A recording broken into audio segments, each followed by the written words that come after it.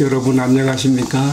2025년 8월 7일 목요일 아침 생명의 삶 에스겔 14장 1절로 11절의 말씀을 함께 나누려고 합니다. 제가 두 구절을 뽑았습니다. 9절 만일 선지자가 유혹을 받고 말을 하면 나 여호와가 그 선지자를 유혹받게 하였음이거니와 내가 손을 펴서 내 백성 이스라엘 가운데서 그를 멸할 것이라. 선지자의 죄악과 그에게 묻는 자의 죄악이 같은즉 각각 자기의 죄악을 담당하리니. 아멘. 오늘 에스겔 14장 전반부의 말씀을 가지고 특별히 하나님께서 유혹을 받게 하시는 선지자에 대한 주제를 가지고 말씀을 나누겠습니다. 지금 우리가 에스겔 14장 말씀을 잘 이해하기 위해서 앞에서 연결되고 있는 13장도 잠깐 요약을 해야 되겠습니다.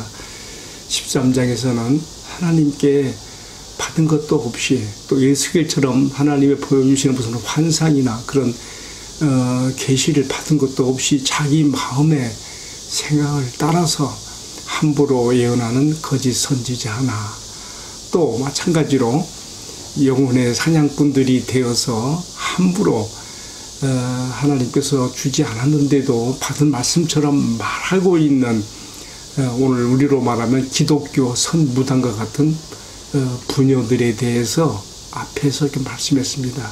이어지는 오늘의 말씀에서는요, 이중인격 신앙을 가진 장로들에 대해서 말하고 있습니다. 그들이 자기들의 마음속에 지금 우상을 두고 있고 또 자신들의 어떤 해결하지 않은 관성된 습성화된 그런 죄악의 걸림돌들을 가지고 있으면서도 선지자 에스겔에게 찾아와서 하나님의 말씀이 어떠한가를 묻고 있는 장로들에 대해서 지금 14장 1절 이하에서 말하고 있습니다.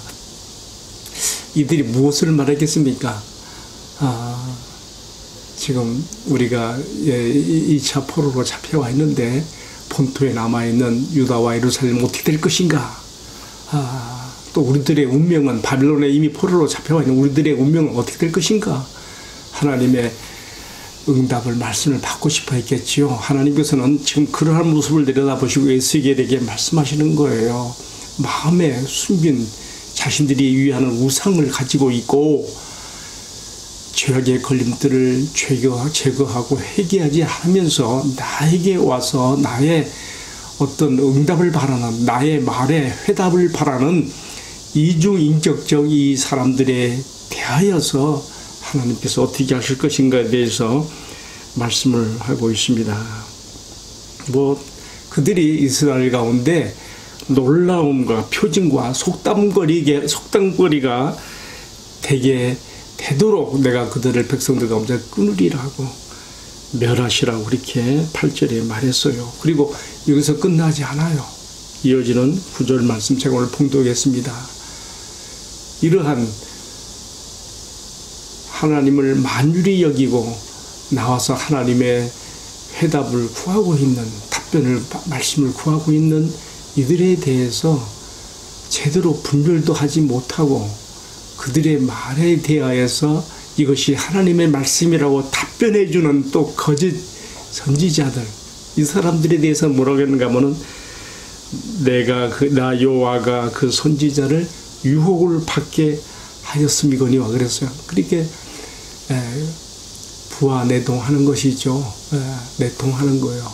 거짓 이중인격 신앙을 가진 그러한 사람들과 또한 더불어 함께 그렇게 그들의 거짓된 것에 함께 동조하고 함께 그들에게 하나님 말씀이라고 전하는 것이 다 거짓이란 말이죠. 그들에 대해서 하나님께서 하신 말씀 9절과 10절 나와 있습니다. 내가 손을 펴서 그들을 이스라엘 가운데서 멸할 것이라. 내가 와서 묻고 있는 이중인격 신앙의 그 장로들뿐만 아니라 그 선지자도 함께 같은 공범으로 각각 멸할 것이다.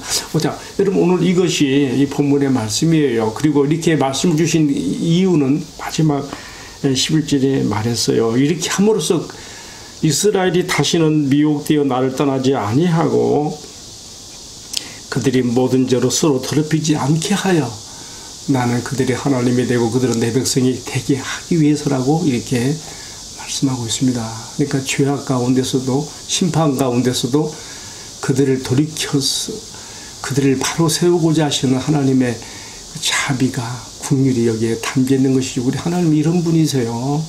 우리가 죄악 가운데 심판 가운데 놓여 있는 자들이라 할지라도 참 회개하여 하나님 앞에 바로 서기를 바라시는, 그래서 나의 하나님이 되기를 바라시는 분으로 이렇게 자신을 드러내고 있습니다. 자, 여러분, 오늘 저는 이 말씀을 가지고 크게 두 가지가 마음에 닿아졌습니다. 한 가지는 뭐냐면요, 죄악을 청산하지 않고 마음에 품고 있으면서 회개 없이 하나님께 나아가는 이런 종교적인 행위들에 대해서 하나님께서 싫어하신 것은 하나님을 만밀히 여기는 죄악으로 지정하시는 것입니다. 오늘의 말씀을 묵상하면서 크게 마음에 닿아지는 세 가지가 있는데 제가 두 가지만 말씀드리겠습니다. 첫 번째는요, 죄악을 청산하지 않고 마음에 품고 있으면서 회개도 하지 않고 하나님께 나아가는 종교적인 행위들을 하나님께서 하나님을 만밀히 여기는 죄악으로 그렇게 보신다고 하는 것을, 그래서 그들에 대해서 하나님께서 멸하시는 것을 말하고 있습니다. 여러분, 이런 대표적인 사람이 누굴까요? 저는 이 말씀 묵상하다가 사울 왕이 떠올랐습니다. 사울 왕은 그의 치시의 말기에 블레셋의 침공을 받았을 때에 마음이 아주 급급해졌습니다. 그래서 이전에도 승산이 없는 그 전쟁에서 하나님의 도우심으로 여러 번 이긴 적이 있기 때문에 그는 이제 당시 제자에게 물었겠죠. 그렇지만 하나님께서 꿈으로도 우림과 둠빔으로도 대답해 주지 않으니까 어떻게 했습니까? 그가 신통방통하다고 하는 엔돌의 신접한 여인을 찾아가죠. 그래서 어떻게 했습니까? 그 여인에게 사무엘을 불러달라. 그 말하자면 영매를 통해서 저승에 가 있는 사무엘을 불러 올리는 것이죠. 그런데 실제로 이 신접한 여인이 사무엘을 불러 올렸습니다. 그런데 그 사무엘이 뭐라 하는가 하면 이 사울의 죄를 지적하면서 꾸짖으면서 이번 전쟁에 패할 것과 또 사울 자신과 아들들이 다 한날 한시에 죽을 것이라고, 그래서 나와 함께 같이 저승에 있게 될 것이라고 그렇게 얘기했어요. 사무엘상 28장에 나오는 말씀입니다. 사울은 이 사무엘의 말 앞에서 그냥 꼬꾸라져 버리는 거예요. 낙담이 되어서 꼬꾸라지는 거예요. 그래서 기력이 다한 채로 전쟁에 나가서 그 말대로 이 영매 이 엔돌의 신접한 여인이 불러올린 사무엘의 말처럼 그대로 전쟁에 패하여 자신과 아들들이 다 죽게 되죠. 그것이 사무엘상 31장에 나오는 이야기입니다. 자, 여러분, 여기서 우리가 무엇을 볼 수 있습니까? 평생에 누적된 죄악이 너무 많아서 그것이 걸림돌이 되고 있으면서도 이런 것들에 대해서 하나님 앞에 회개하고 하나님 앞에 청산하지 않은 채 하나님의 응답을 받지 못하자 이렇게 신접한 여인을 통해서라도 문제를 해결하고자 했던, 그래서 사무엘의 말을 듣고자 했던 이 사울의 결과가 무엇이 되었습니까? 결국은 아주 망하는 길로 간 것이죠. 자, 여기서 우리가 잘 분별해야 돼요. 여기서 신접한 여인이 불러올린 그 사무엘은 누굴까? 진짜 사무엘일까요? 아닙니다.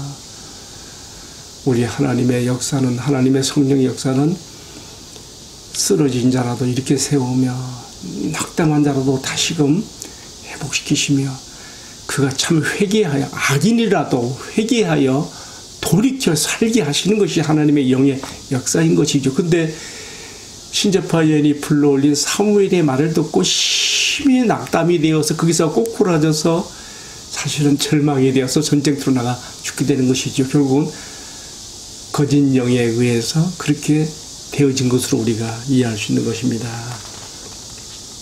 여러분, 왜 이렇게 되었습니까? 평상시에 회개하지 않는 누적된 죄악들이 걸림돌이 되어서 스스로 자기 안에서 무너지는 거예요. 자기 안에서 낙심과 또 하나님께 대한 불신으로 무너지며 하나님의 답변을 듣지 못하고 회개의 기회도 받지 못한 채 나락으로 떨어진 것이죠.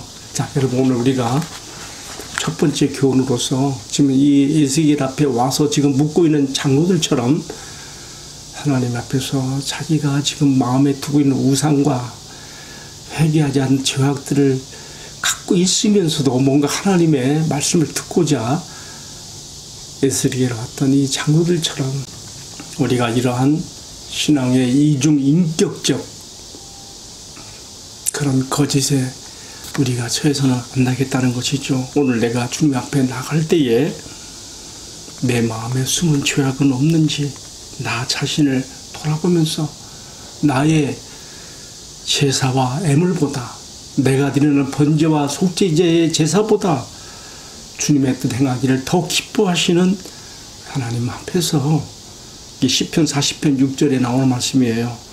자신을 적나라하게 드러내면서 정직한 마음으로 우리가 서는 것이 바로 내가 살 길이라고 하는 것을 오늘 말씀에서 교훈을 받습니다. 두 번째로 전하는 말씀은 오늘 제목과 같은 내용인데요. 유혹을 받아서 거짓된 자들과 소통하며 거짓을 말하게 되는 말씀 사역자들의 그 위험에 대해서 14장 9절로 10절에서 말하고 있습니다. 오늘 주신 말씀 가운데 가장 두려운 말씀이 바로 이 대목입니다.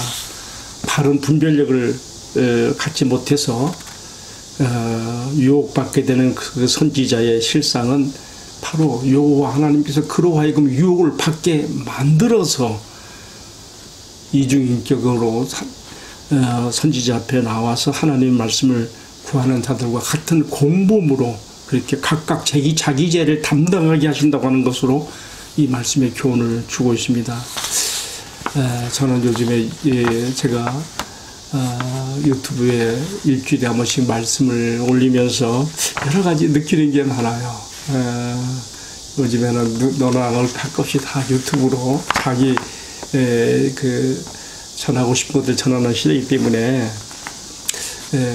참 유튜브를 들여다보게 되면요, 사람들은 하나님의 뜻은 제쳐두고 자기 듣고 싶은 것만 듣고 싶어하는 사람들이 많다고 하는 것과 또 청중이 무엇을 듣기 원하는가를 알아서 그것을 그들이 듣기 좋아하는 말을 전함으로 많은 유튜브의 조회수와 또는 그로 인한 수익도 창출하는 그런 유튜버들도 많이 봅니다. 자신의 정치적인 선입견을 하나님의 말씀과 접목시켜서 이것이 하나님의 뜻이라고 그렇게 전하는 사람도 많아졌고요.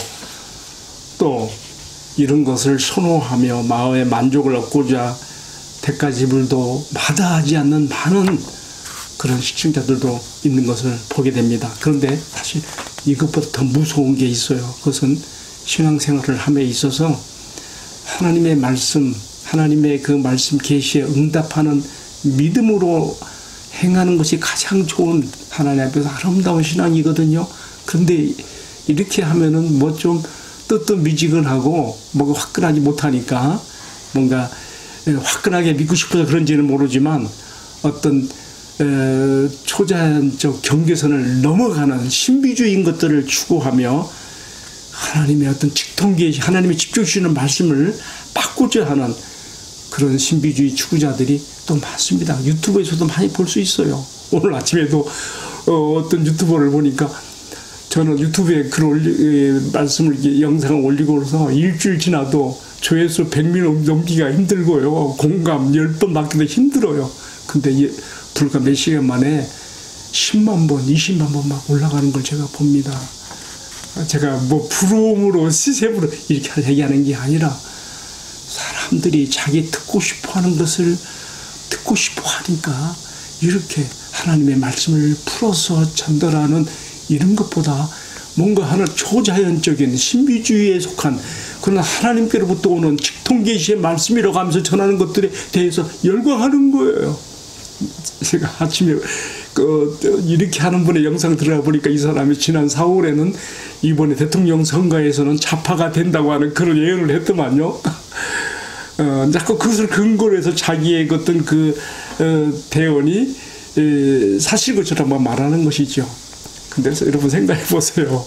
지난 4월에요. 이미 대통령 선거 있기 전에 이미 대세가 기울어서 대통령 두 후보 가운데 벌써 10% 이상 차이가 나고, 그런데 그렇게 말했기 때문에 사람들이 열광하는 거예요. 아, 저 사람의 예언이 맞았다. 하나님께 받아 말한 것을 그렇게 전했는데 그래 되었다. 제가 왜 여러분 앞에 이런 말씀을 전하고 있습니까? 이미 주신 하나님의 기록된 말씀을 풀어서 해석하며 전하는 것보다 하나님께 받은 직통 계시 예언이라고 하면서 전하게 되면 사람들이 거의 깜빡 속아서 그런 말씀에 열광하고 추종하게 되는 것이죠.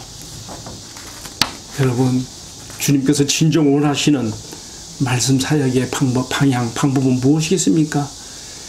예수님께서 부활하신 날 자신의 부활을 제자들에게 확증하기 위해서 어떻게 했습니까?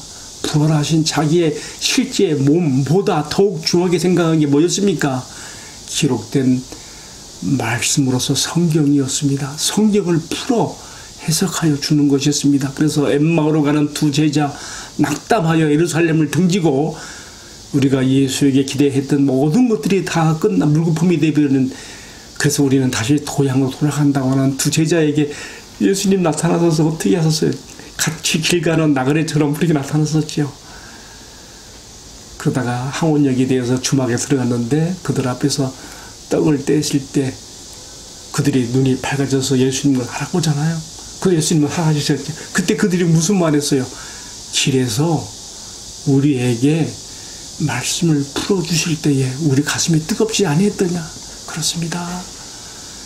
정말 성경 66권 하나님의 구원 계시로서 성경이 기록된 말씀으로서 성경이 완성된 이후에는요, 다른 어떤 방법보다도 기록된 말씀의 성경을 풀어서 해설하며 전하는 것이 하나님의 말씀을 전달하는 가장 좋은 방법이라는 것을 우리 주님 예수 그리스도께서 친히 그렇게 보여주셨습니다.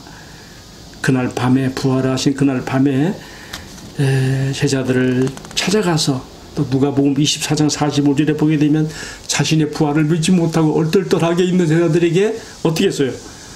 성경을 열어, 그들의 마음을 열어 성경을 깨닫게 하시는 방법으로 자신의 부활을 확증하시고, 그 다음에 자신의 부활한 몸도 이렇게 제시하며 증명하지 않았습니까? 예수님의 높이신 기록된 말씀으로서의 성경의 구원이 이게 얼마나 중요한 것인가, 이것을 풀어 전달하는 것이 얼마나 참 소중한 것인가. 근데 그렇게 하면 사람들이 고리타분하게 생각하고 그런 것보다는 뭔가 화끈하게 초자연적인 신비주의적인 그런 말씀을 전하면 막 열광한단 말이죠. 이거 정말 조심해야 될 일입니다.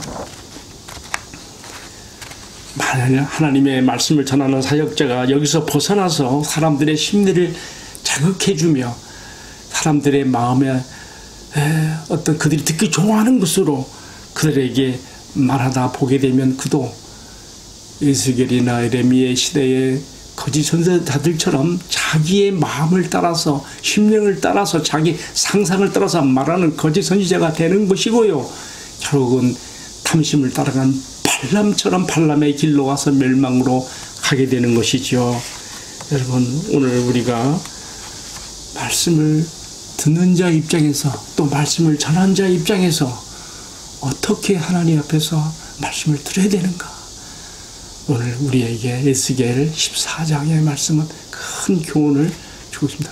다시 정리하겠습니다. 먼저 하나님 말씀 듣고자 할 때 내 마음에 숨겨놓은 그런 제약들을 청산하고 회개함으로 말씀을 듣고자 하는 자세가 돼야 되고요.